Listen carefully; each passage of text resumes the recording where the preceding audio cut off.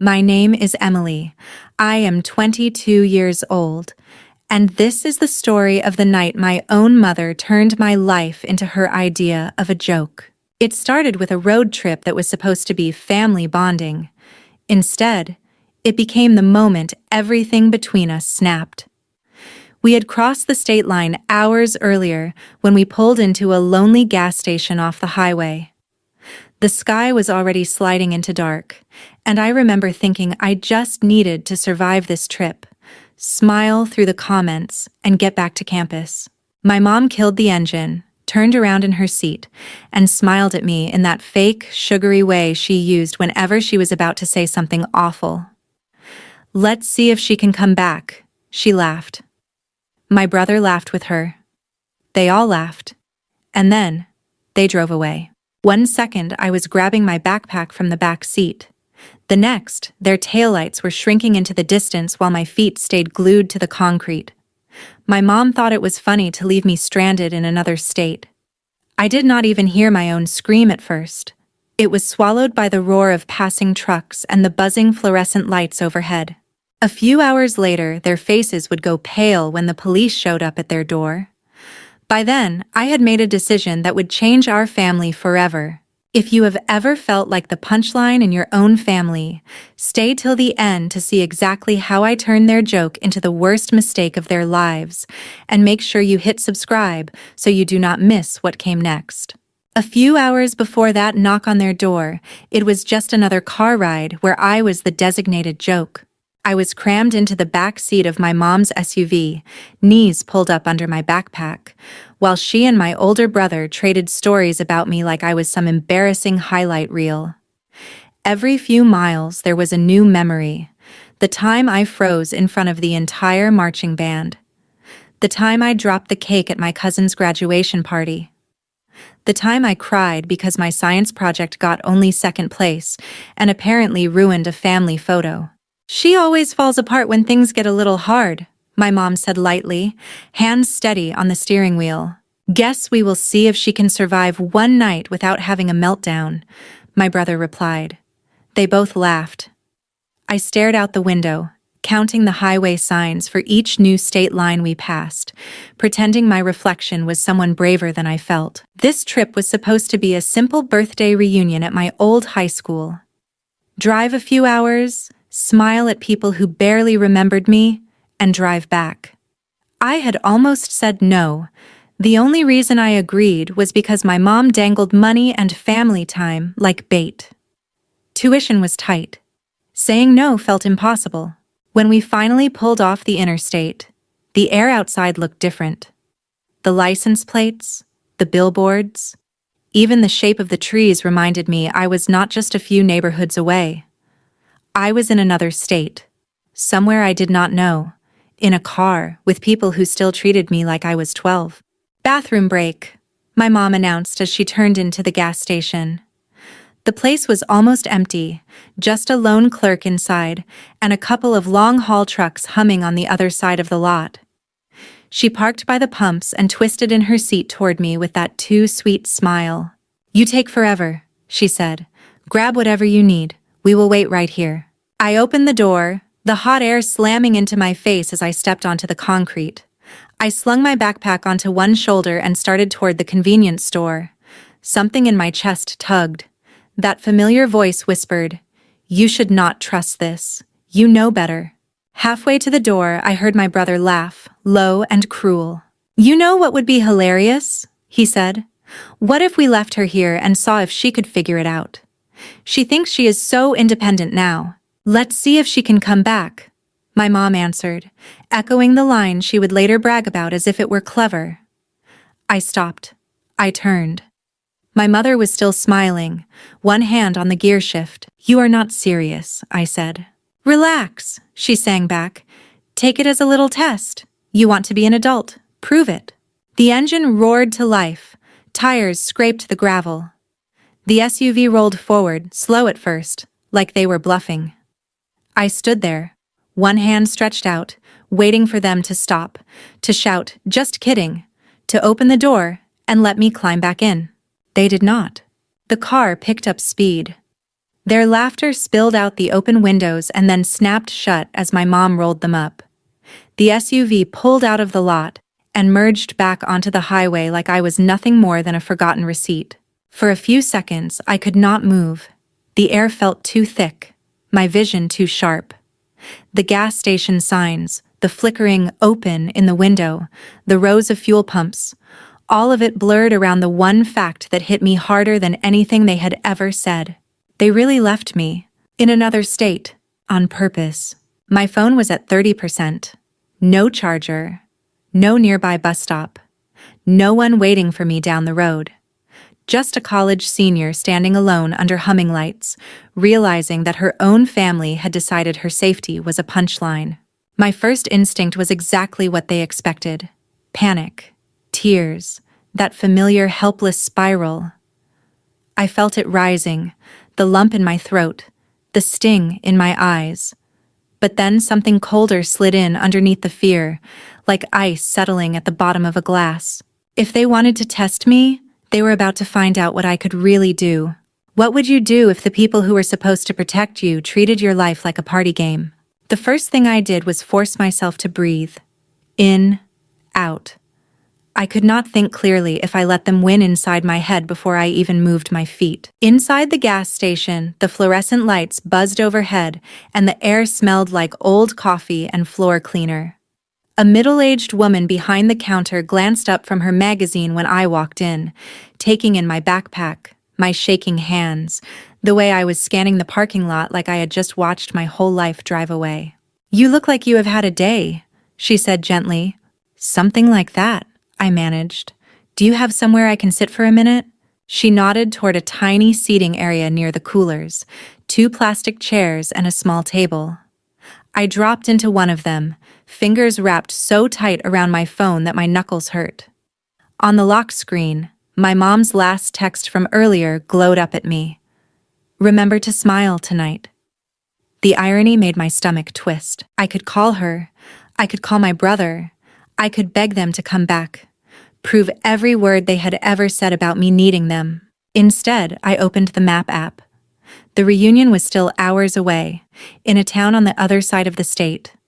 Home was even farther. The small blue dot that was me blinked stubbornly in the middle of nowhere.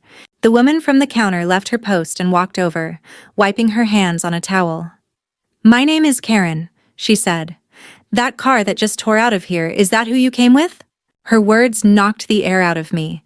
My eyes burned, but I held her gaze. "They thought it would be funny to leave me here," I replied. Saying it out loud made it sound even more insane. "They are my family." Karen's brows pulled together. "They dumped you at a gas station in another state and drove off," she said slowly. "That is not a joke. That is neglect." Neglect. The word hit like a slap. I had used a lot of words for my family before. Controlling, mean, cruel when they were bored. I had never used that one. "I am 22, I said weakly, as if that made it better. "They keep telling me I have to prove I can handle myself." "Adults can still be abused," Karen replied, her voice steady. "Do you have anywhere safe to go tonight?" I thought about calling a friend from college. I thought about begging a classmate to drive 2 states over to rescue me because my own mother had decided I was expendable. Shame crawled over my skin at the idea. They would ask questions I was not ready to answer. "I was supposed to go to a reunion," I said. "They are there, or they will be." "You do not have to chase them," Karen said. "You could call the police, tell them exactly what happened, and let them chase your family for once." For a moment, I almost laughed. Call the police on my own mom? On my brother? The girl I had been 6 months ago would have dismissed that idea immediately. We do not air our dirty laundry. We do not make scenes. We do not make trouble. But then I pictured my mom's face when she spun that steering wheel. The cheap thrill in her eyes. The way my brother's laugh had bounced off the glass as if he were watching a prank video instead of real life. They counted on me to keep their secrets, to swallow the hurt quietly, to keep coming back no matter how many times they pushed me away. What would I even say? I asked, more to myself than to Karen. "You tell them the truth," she said simply. That you were left here on purpose with no way to get home. That you do not feel safe with them. They can decide what to do next. Something shifted inside me. This was not about tattling. It was about finally letting someone bigger than our messed up little triangle see what was actually happening. Is there a station nearby? I asked. Karen nodded. About 10 minutes down the road. My friend Jack works at the auto shop next door. He is trustworthy. I can ask him to drive you there. The old version of me would have hesitated, worried about being a burden, worried about making a fuss. This version of me was standing in a gas station in another state because my mom wanted to see if I would still crawl back. Okay, I said, feeling my voice harden. Call Jack. While she dialed, I opened my messages and scrolled to my mom's contact. My thumb hovered over the call button. Instead, I tapped block caller and watched her number slide off my screen. If she wanted to see whether I could come back, she was about to find out what it looked like when I chose not to. Jack arrived in a faded pickup truck that rattled slightly when he cut the engine. He stepped out, wiping his hands on a shop rag, grease still smudged along his wrists. Karen met him halfway across the lot, gesturing toward me like I was something fragile but important. "This is the girl I called about," she said. "Her family left her here." Jack's eyes widened just enough to betray his shock before he covered it with a calm nod. "You all right?" he asked me. I swallowed, shoulders squared. "Not really," I said. "But I will be." He nodded again, like that was the answer he had hoped for. "The sheriff's office is a 10-minute drive. Hop in. We will get you somewhere safer than this parking lot." I climbed into the passenger seat, clutching my backpack like a life jacket. The ride felt both too short and too long. The highway lights streaked by, and every mile we drove away from the gas station felt like another inch I gained back from my mother. Jack did not push me to talk, but when I started, he listened. "They said it was just a joke," I told him, "that I needed to prove I could handle myself." They laughed when they pulled away. "Some people confuse cruelty for humor," he said quietly. "That is on them, not you." "It is not the first time," I added. "It is just the first time they crossed a state line while doing it." By the time we pulled into the small brick building with the sheriff's star over the door, my story was spilling out in fragments. The dispatcher at the front desk took one look at my red-rimmed eyes and trembling hands and waved us back to a small interview room. The deputy who sat across from me introduced himself, then pushed a bottle of water across the table. "Just start from the beginning," he said. "Tell me what happened, and do not leave anything out." So I did.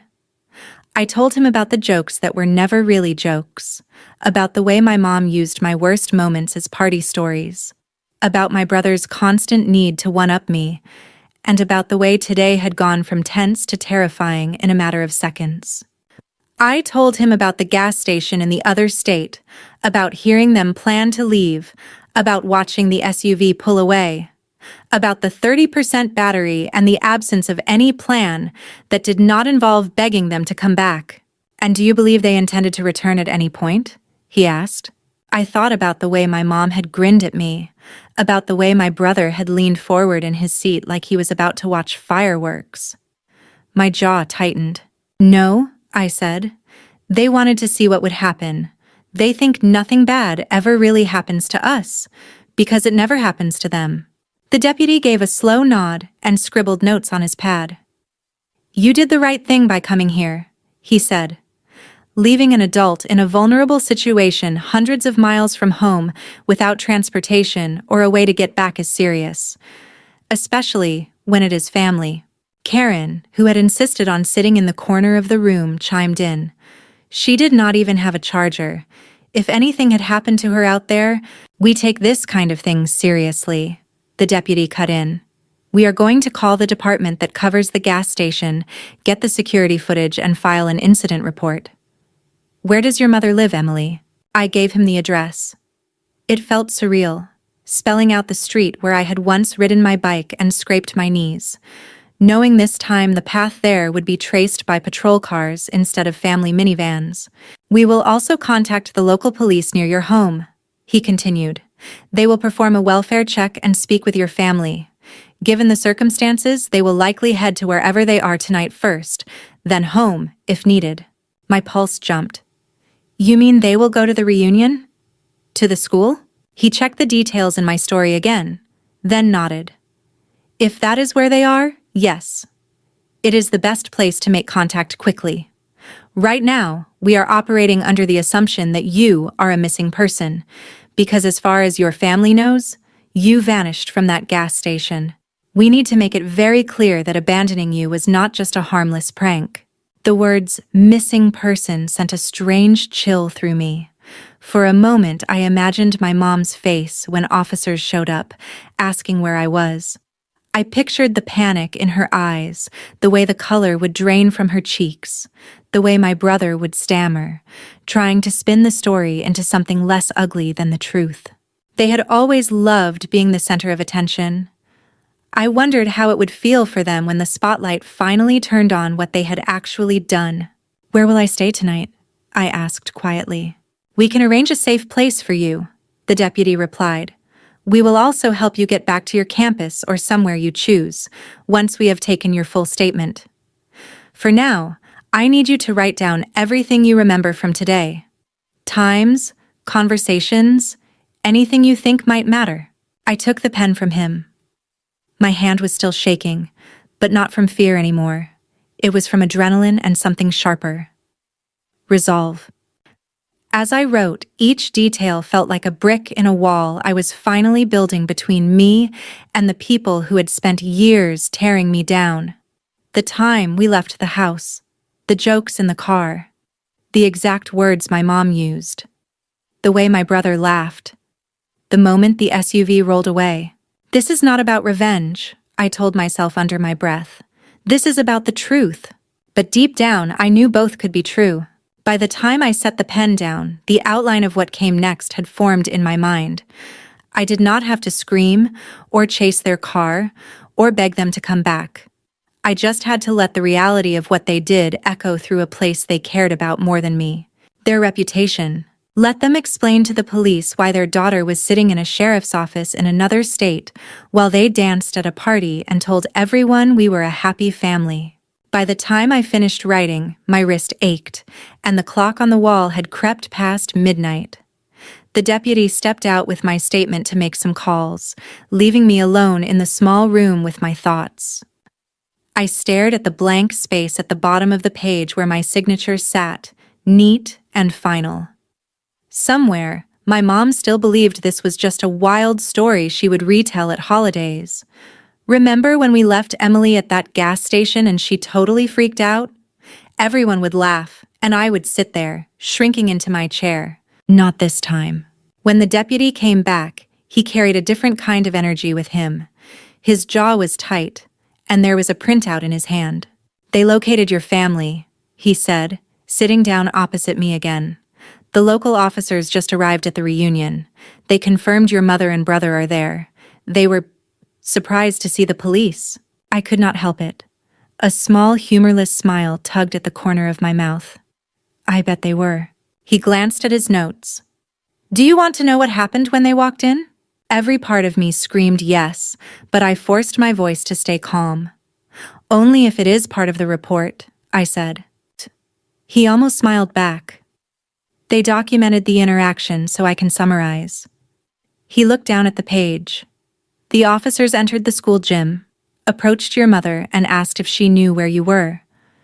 She told them you had stepped out for a moment and that you were probably on your way. When they informed her you had filed a report from another state and were currently listed as missing, witnesses say she went pale. Your brother tried to interrupt, insisting it was all a harmless prank. I closed my eyes for a second, picturing it. The balloons, the music, the clusters of former classmates in their best outfits. And then officers stepping into the middle of all that shine, asking about the daughter they had left behind like she was luggage. Did they admit to leaving me? I asked. The deputy nodded slowly. At first, they tried to frame it as a misunderstanding. But when the officers mentioned the gas station security footage, your mom admitted they drove away on purpose. She said you were an adult, and she thought you would figure it out and meet them there. A familiar mix of anger and disbelief bubbled in my chest. I had heard that line so many times. She would throw me into the deep end, then act shocked when I struggled to swim. What did the officers say? I pressed. They explained that intentionally leaving someone stranded in another state, hours from home, can be considered endangerment, he replied. They told her that if something had happened to you, she could be facing criminal charges. They also informed her that, as of right now, the incident is on record and will be reviewed by the prosecutor's office. For a moment, the room felt very quiet. I imagined my mom hearing the word charges and realizing the punchline had finally landed on her. They asked your brother why he did not call you to check on you after you did not show up, the deputy added. He said he assumed you had gotten a ride or that you were being dramatic. When they asked why neither of them attempted to return to the gas station after several hours, he did not have an answer. A part of me wanted to cry for the girl I used to be, the one who would have accepted any half-hearted apology for this kind of treatment because she was desperate to keep the peace. Another part of me felt something like justice for the first time. So what now? I asked. Now, he said. We make sure you are safe, and we let them sit with what they have done. The officers told them you are in our care and not to attempt to contact you directly tonight. They can communicate through legal channels once the investigation moves forward. I let out a breath I had not realized I was holding. My phone buzzed where it sat on the table, face down. When I flipped it over, I saw a string of missed calls from an unknown number and one voicemail. I did not have to listen to guess who it was. Can they get in trouble for calling me? I asked. If they try to threaten or pressure you, keep the messages, he replied. For now, you do not have to respond to anything. We can also help you get a protective order if things escalate. Karen, who had stayed just outside the door, peeked in when she heard the conversation lull. Do you want to come back to my place tonight? She asked softly. I have a guest room. The deputy said it is okay as long as you are comfortable with it. The idea of going back to a stranger's house should have scared me. Instead, I felt strangely safe with the thought of being anywhere my family was not. I nodded. Yes, I said. I do not want them to know exactly where I am. On the ride to Karen's small house, the events of the night replayed in my head like scenes from a movie I could not quite believe I was starring in. My mom's grin at the gas station, the taste of panic in the back of my throat, the steady scratch of my pen across the deputy's form, the image of officers stepping into the reunion, cutting through the fake smiles and polite conversations with 3 simple words. Where is Emily? I pressed my forehead against the cool window and whispered to myself. They wanted to see if I could come back. Fine. Now they can see what it feels like when I choose to walk away. In the glow of the streetlights, another thought surfaced, sharp and clear. This story was no longer just about what they did to me. It was about what I was going to do with it. I was done being their silent punchline. If they cared more about their reputation than my safety, then that was exactly where they were going to feel this. And this was only the beginning. I did not sleep much at Karen's house. Her guest room was small but clean, with a quilt that smelled faintly of laundry detergent and lavender. She left the door cracked open in case I needed anything, a simple gesture that felt more protective than most things my own family had done in years. I lay on my back staring at the ceiling, my phone on the pillow beside me. More missed calls, more texts from unknown numbers, one voicemail transcribed on the screen. We need to talk. Call me back right now. No apology. No, are you safe? Just urgency because, for once, they were not in control. I put the phone on airplane mode and stared into the dark. Somewhere, my mom was spinning a story, trying to make herself the victim. The misunderstood parent, the overdramatic daughter, the police who overreacted. I knew her well enough to predict every line. What she had never prepared for was this: the moment I stopped backing her version of events. By the time the sun bled through the curtains, my stomach was tight with a different kind of nervousness. Not fear, anticipation. The deputy was coming back to take me to the campus town while the other department finished their interviews with my family. There would be follow-up, paperwork, maybe court. It all sounded terrifying and exhausting. It also sounded final. At the station later that morning, the deputy handed me a disposable cup of coffee and a folder. "Emily," he said, "I want you to understand what happens now. The other department submitted their preliminary report. We have your statement, the gas station footage, and multiple witness accounts from the reunion." "Witnesses?" I repeated. He nodded. "Your mother made a scene when the officers arrived. There were plenty of people around. Some of them recorded parts of the interaction. A few have already sent those clips in." I imagined classmates I had not seen in years holding up their phones while my mother argued with officers under the school gym lights. Her hair sprayed into place, makeup perfect, voice pitching higher as she realized she could not charm her way out of this one. "Based on what we have," he continued, "this could go beyond a simple welfare check. The prosecutor may consider charges related to endangerment or reckless conduct. I cannot promise anything, but I can tell you this is being taken seriously." A part of me flinched at the word charges. This was still my mom. This was still my brother. We had shared holidays, movie nights, inside jokes. They had also left me by the side of the road like forgotten trash. Both things were true. "What if I do not want them in my life anymore?" I asked quietly. "Does that matter?" "It matters a lot," he said. "You are an adult. You get to decide the level of contact you are comfortable with. We can connect you with resources if you choose to set legal boundaries, protective orders, no contact agreements, counseling referrals. But whatever happens, your safety comes first." For the first time, I let myself picture a future that did not include hearing my mother's voice every week. No more constructive criticism disguised as concern. No more being dragged to events to play the role of the awkward, lesser child. No more laughing along when the joke was always me. It felt like grief and relief twisted together. On the drive toward campus, my phone buzzed again when I switched airplane mode off. This time, one of the numbers left a text that made my jaw clench so hard it hurt. "You have gone too far, Emily." "The police?" "Really? You are making us look insane. Call me back and fix this." No signature. I did not need one. That was my brother's style. No apology, just blame. Without thinking too hard, I opened my camera roll and took a picture of the station parking lot from the back seat of the cruiser, the date and time stamped clearly at the top. Then I screenshotted the text and saved both in a new album labeled Evidence. If they were going to turn this into a story about how ungrateful I was going to make sure I had my own version ready. Not a screaming match. Not a dramatic phone call. Something colder and more precise. By the time we reached the campus town, the deputy had already arranged a short-term housing option for me through student services. They met us at the station, faces tight with concern when they heard the outline of what had happened. "We will get you into a temporary room," one of the coordinators said. "No one outside this office will know where you are unless you want them to. And if your family shows up on campus, security will be notified." I signed the papers they put in front of me. As I wrote my name for the 5th time that day, a strange thought settled in. Every signature was one more step away from the version of me my mom thought she owned. A few days later, the fallout truly began. It started with a link one of my old classmates sent me.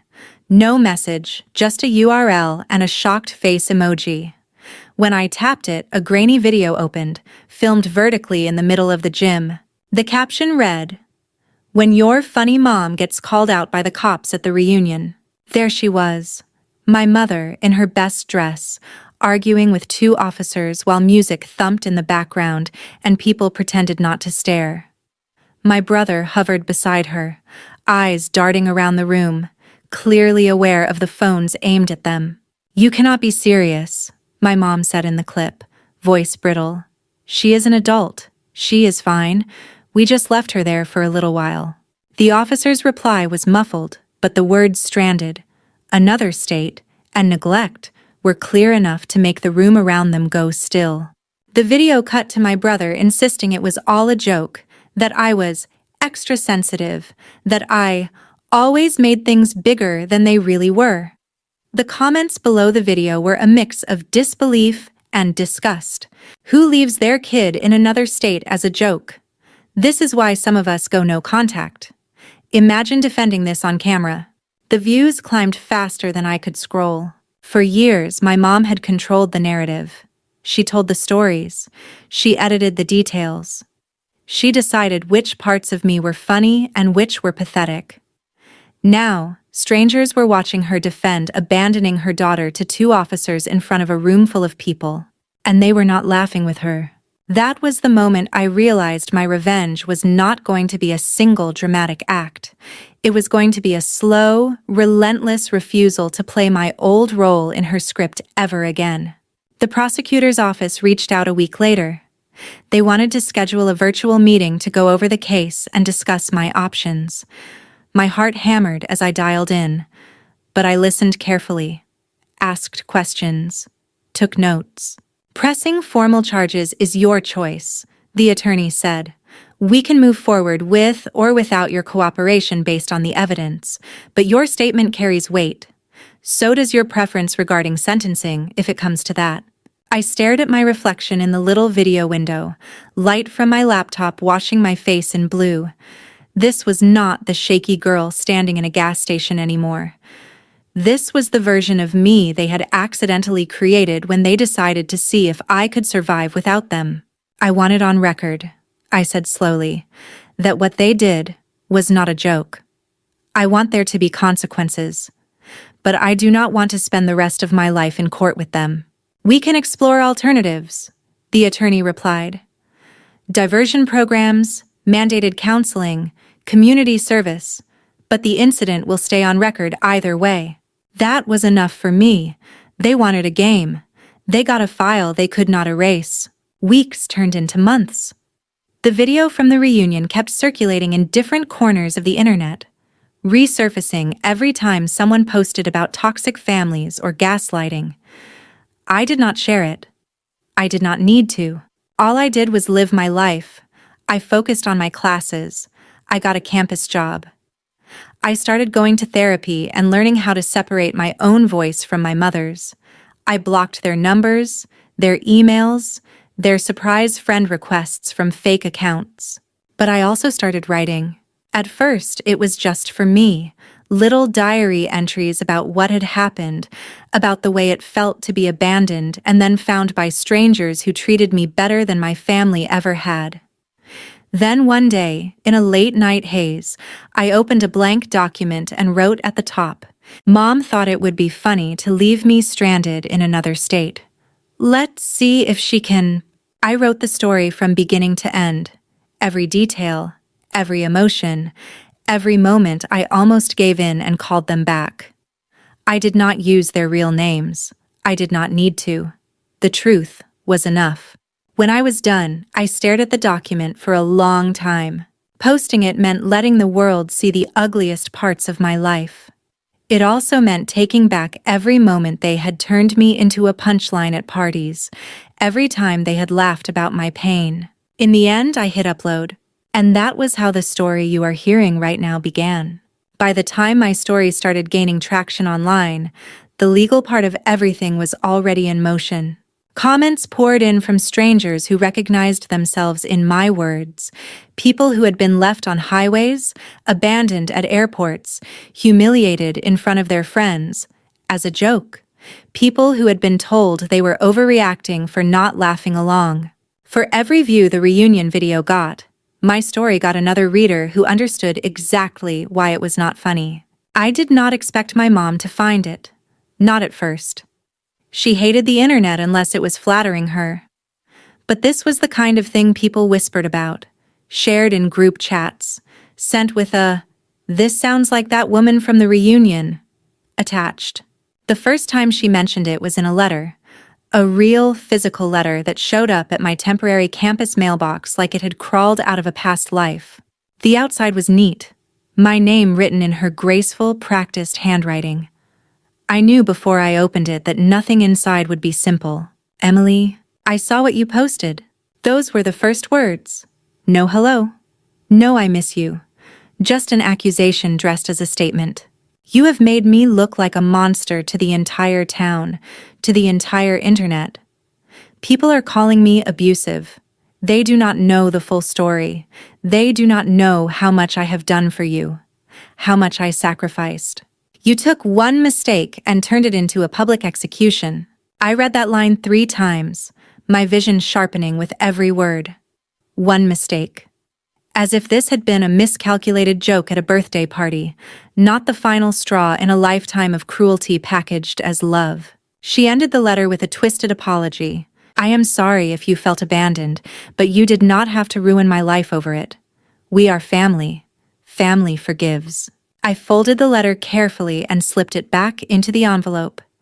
Then I walked it straight to the campus counseling office and asked them to add it to my file.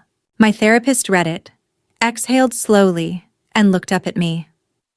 This, she said, tapping the page, is exactly what we talk about when we talk about manipulation. She is not apologizing for what she did. She is apologizing for how you felt, and then blaming you for her consequences. I did not cry. Not this time. I had run out of tears for her. I am not writing back, I said. If she wants to talk to someone, she can talk to her lawyer. The prosecutor eventually settled on a deal. My mother would attend mandatory counseling and a family accountability program, complete a set number of community service hours, and accept a formal record of the incident. My brother would be required to attend the same program and submit a written statement acknowledging harm. If they complied, the more serious charges would not go to trial. If they did not, everything could be reopened. I agreed to the terms, not for them, but for me. I did not want this to become my full-time job. I wanted closure, not a courtroom. The real revenge did not come from paperwork, though. It came from the slow erosion of the image they had spent years polishing. Their friends started asking questions. The parents who used to laugh along with my mom at barbecues stopped inviting her. My brother's co-workers saw the video and the think pieces that followed.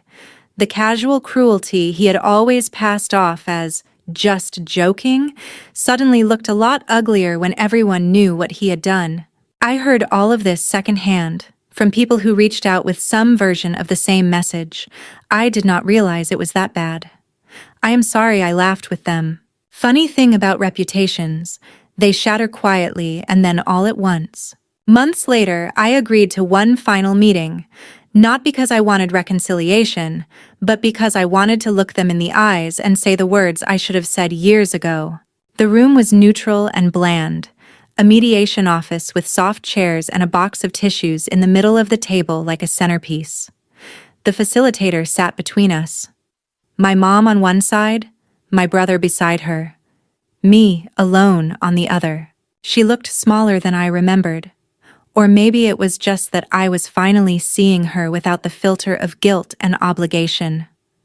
My brother's shoulders were hunched, his usual cocky smirk nowhere to be found. Emily, my mom began, voice trembling, we never meant to hurt you like this. It was a terrible mistake. We thought you would be okay. Stop, I said quietly. You did not just make a mistake. You made a choice. You chose to leave me in another state and call it a game. You chose to laugh while I stood there begging you not to go. You chose to lie to the police when they asked where I was. She flinched. I was scared, she insisted. They made it sound so serious. I panicked. You panicked when there were consequences, I corrected. Not when you turned the key and drove away from your daughter. My brother finally spoke, voice rough. Look, I know we took it too far. I am sorry, okay? We just wanted to see how you would handle it. You have always acted like we never let you be independent. You were trying to break me, I cut in. And when I did not break the way you expected, you were shocked that anyone cared. Silence sat heavy between us. The facilitator glanced at me, then at them, then back again. Emily, she said gently, what do you need them to understand today? I thought about all the years I had spent twisting myself into a shape that fit their idea of a daughter. The jokes I had laughed at. The apologies I had given for things that were never my fault. The way I had begged for their approval like it was oxygen. "I need you to understand," I said slowly, looking directly at my mother, "that I am done." Her eyes widened. "Done with what?" "With this," I replied. "With being your punchline. With letting you dress abuse up as family humor. With pretending that what you did to me that night was anything but cruel. I reported you because I did not feel safe. I told my story because I am not going to hide your choices anymore." Her lower lip trembled. A year ago, that might have broken me. Now I recognized it for what it was. Another performance. "We are your family," she whispered. "You cannot just walk away from your family." I held her gaze, feeling something inside me click into place like a lock finally sliding shut. "You already did," I said. "You just did not expect me to keep walking." The facilitator cleared her throat softly. "Do you want any future contact with them?" she asked. I took a breath. My heart was pounding, but my voice stayed steady. "Not right now," I answered. "If that changes, it will be on my terms, through my channels. Not surprise visits, not guilt letters, not public scenes. Until then, I want no contact outside of legal communication if necessary." My mom opened her mouth to argue, then closed it again when the facilitator reminded her of the agreement. My brother stared at the table like it might swallow him. When the meeting ended, I stood up first. For a moment, I just looked at them. The woman who had taught me to laugh at my own pain. The brother who had always pushed me further toward the edge to see if I would fall. Then I turned and walked out. The air outside felt different, lighter, sharper, mine.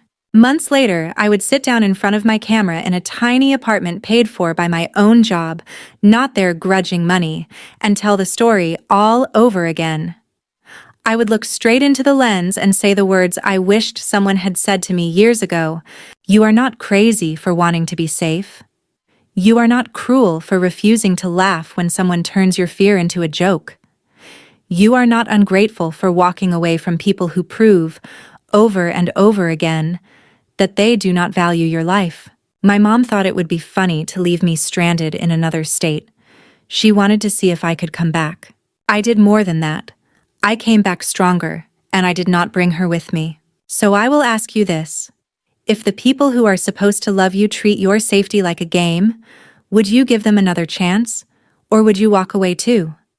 Tell me what you would do in the comments, and if you want to hear more real stories like mine, do not forget to like this video and subscribe.